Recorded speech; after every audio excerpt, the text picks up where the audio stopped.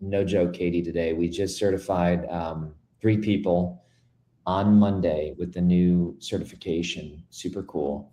But one of the gentlemen said, Kary, I exited my business a couple years ago. I didn't know anything about IP back then. The people who bought the business tried to say that the IP really didn't matter. And I sold the company at a much lower rate that I could have sold it for, knowing what I know. He said, if it didn't mean something to them, I could have said, fine, I'll keep it and license it back to you for the next, 20 years.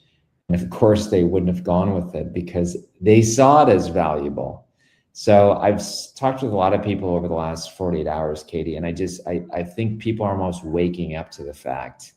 One gentleman said in the room, I get it. He's like, what is not IP in a company? And would you agree with this? My answer was anything that doesn't differentiate you is not IP.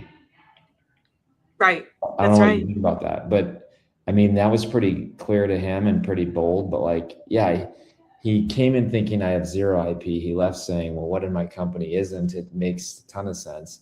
And I said, anything that doesn't differentiate you is not IP. So Katie, let's jump into this today. Probably a lot of CPAs are going to be listening, a lot of business owners, but why are they just oftentimes missing it? Yeah, they're missing it because they are so ingrained in the technology and they say, well, there's 25 competitors doing the same thing, but chances are they're not doing it in exactly the same way you're doing it. And there's probably some very unique aspects Yeah. in your methodology and your naming that could be very valuable if you were to protect it with IP. Yeah, I think it's a great movie. I think it's called The Founder, but it's about McDonald's and Ray Kroc. And the McDonald's brothers are doing the burger thing, trying to survive, trying to open a few other ones, struggling. Ray Kroc walks in and his mind is blown. Like I don't understand. He's like, I don't understand how they got this food so fast. This is amazing. And he took it to another level. First of all, though, they named it the speedy service system. So you might be like, well, they're a burger joint, we're a burger joint, there's another burger joint, we're all the same. Yet McDonald's was able to name the IP, identify it as the first step, protect it, and then monetize it. And so again, even the way and the speed and the positioning of the people to call it the speedy service system increase their valuation. Tremendously. And I think too, a lot of times it's some of the most simple innovations that lead towards the greatest monetization opportunities. So take, for example, Amazon. When they first launched their e-commerce site, they patented the one-click methodology to put something in a shopping cart with the click of a button online. They patented that. And then every e-commerce site that used one-click tech had to take a license to it. So that was, such a simple innovation that drove so much money in licensing fees from it. And, a lot of people probably wouldn't have thought, oh, this is something I should go patent, right? Because it's like silly, it's simple, but a lot of times it's those simple tweaks and changes that lead to the greatest patentability opportunities and the greatest monetization opportunities as well. Wow. I like that a lot. I'm just going to ask Google, how much did the one click buy?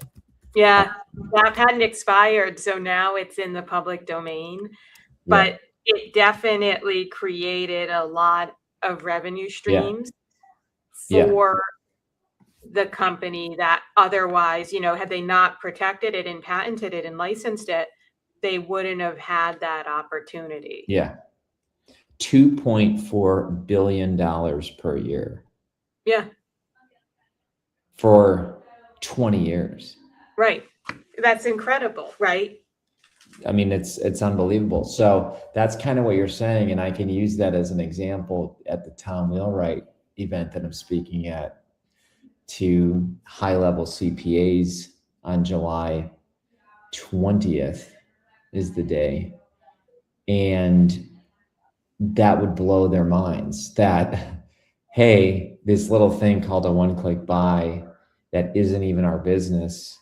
It's a simple way that people, close the deal, check out, is $2.4 billion licensable extra income over 20 years per year. Right.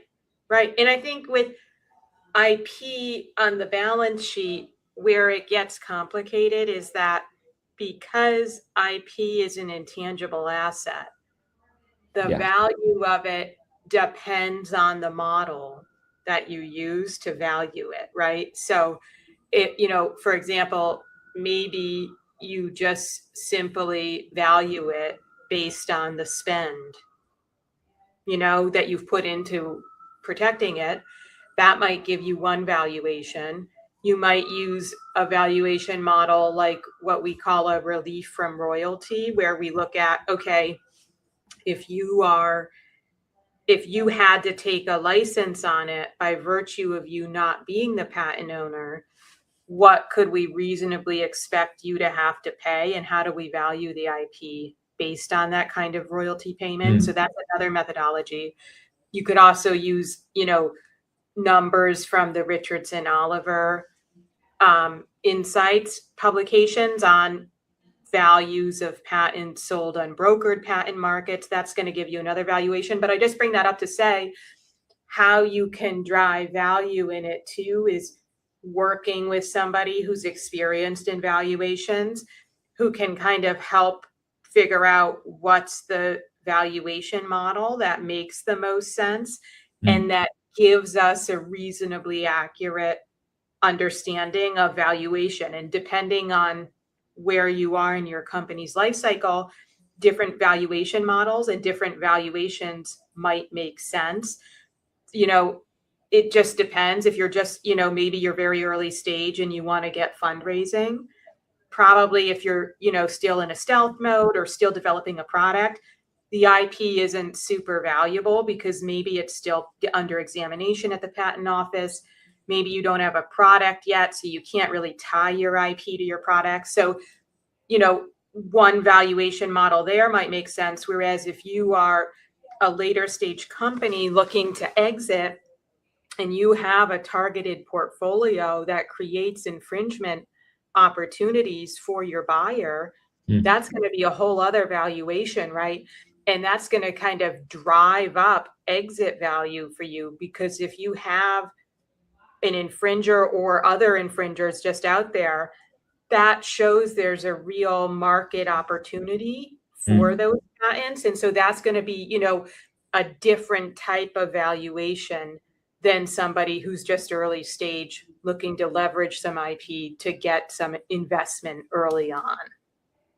So it's almost like if you can prove that it has a utility, it becomes much more valuable than theory. Right. Especially too, because, a lot of times your patent portfolio is usually a bit broader than your product, right?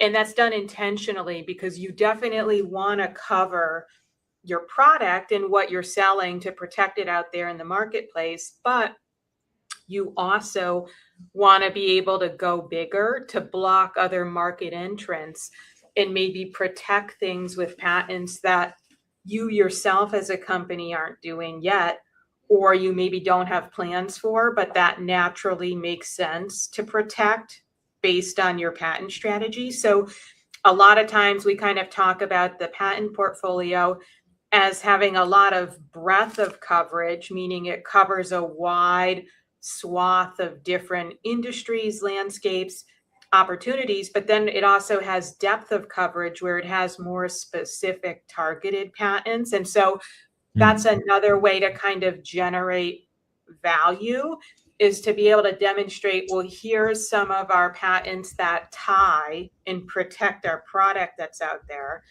And then here's some patents that block others and other features from being able to integrate into our technology so that a competitor can't come in and just do a workaround and maybe change something and get outside the purview of your targeted patents there.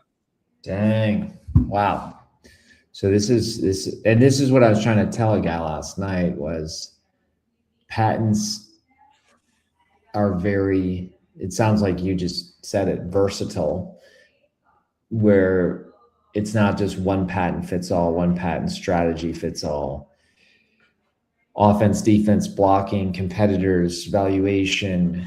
I mean, there's a lot there. And that's why I think attorney like Katie at Wigan and Dana makes a ton of sense, because we won't get into the specifics for instant IP, but pre-show we were just talking about our strategy, and we have a whole system and strategy for instant IP. Right. And I think it's interesting too how the strategy has evolved over time as your product has evolved, as the market has evolved, right? Things we were maybe thinking about in patenting a few years ago, we've done that, and now we've kind of gone broader to think about other opportunities down the road as well. Absolutely. Love it. Well, this was great, Katie. I think it helps a lot. I think I like the one-click buy example.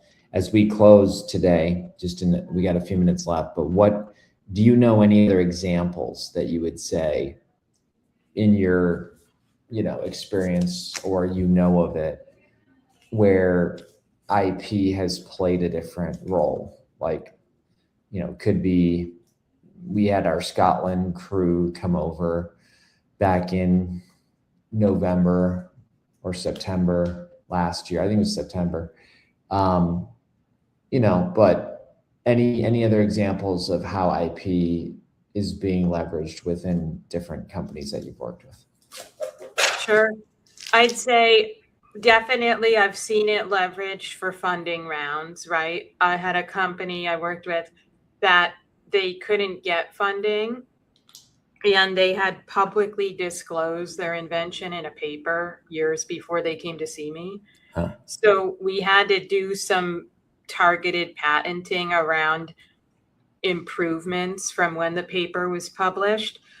And we patented that, and then they all of a sudden got funding. So it was a great opportunity to show why protecting it is such a key de-risking tool for investors, because if your IP isn't secured, investors are not going to feel comfortable or confident investing in your company if the IP can just get stolen, replicated, right? So I think that's a great example of why it's so important from a funding perspective. I'd say another example is definitely in a company sale, in an exit, right? I've had a lot of companies that, we create they have an exit plan. They say, I want to exit in 3 years. Right. Let's go build a valuable portfolio to drive up the exit value. And here's, my top 5 companies I'm thinking of exiting to. How can we create patenting opportunities that maybe fit inside their existing portfolios, create risk for them, right? All different kinds of strategies and techniques based on how we want to kind of drive the end result of the exit there. Wow. So it sounds like you just don't jump in and say, hey, I want IP protection. You really need to sit down and say, what's the end goal? And then build strategy toward that.